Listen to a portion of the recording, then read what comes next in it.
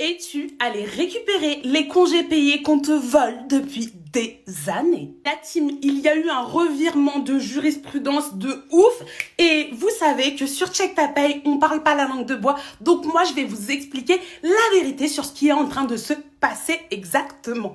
Tu n'es pas sans ignorer que la France fait partie de l'Union européenne. Du coup, en termes de code du travail, etc., la réglementation qui entoure notre façon de travailler, eh bien, il y a la réglementation française et au-dessus, il y a la réglementation européenne. Et la réglementation européenne prévaut sur la réglementation française.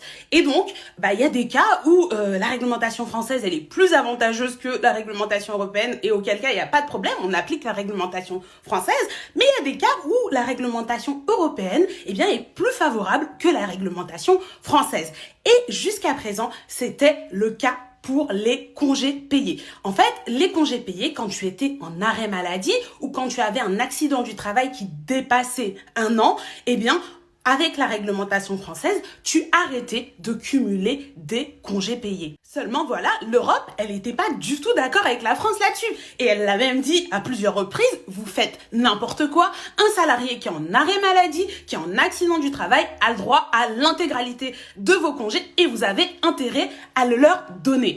Bon, tu connais, nous, les Français, on est des rebelles et du coup, même quand on passait en justice, les cours d'appel, les cours de cassation, elles continuaient à appliquer la réglementation française, même si, logiquement, elles auraient dû appliquer la réglementation européenne. Forcément, dans ce contexte-là, tes patrons, pourquoi est-ce que tu appliquerais la réglementation européenne alors que même si tu vas en justice, on te dit que tu peux continuer à appliquer le moins favorable aux salariés et que tu ne seras pas sanctionné. Seulement voilà, coup de théâtre, le 13 septembre 2023, ce jour est à marquer d'une pierre blanche, la Cour de cassation a été piquée par une drôle de mouche et elle a décidé de respecter les règles du jeu. Et elle a décidé de faire respecter les règles du jeu en condamnant un employeur et en disant que non, le salarié avait bien le droit à ses congés payés et que c'est la réglementation européenne qui s'appliquait. Et du coup, il y a eu une série de décisions qui sont venues complètement rebattre les cartes.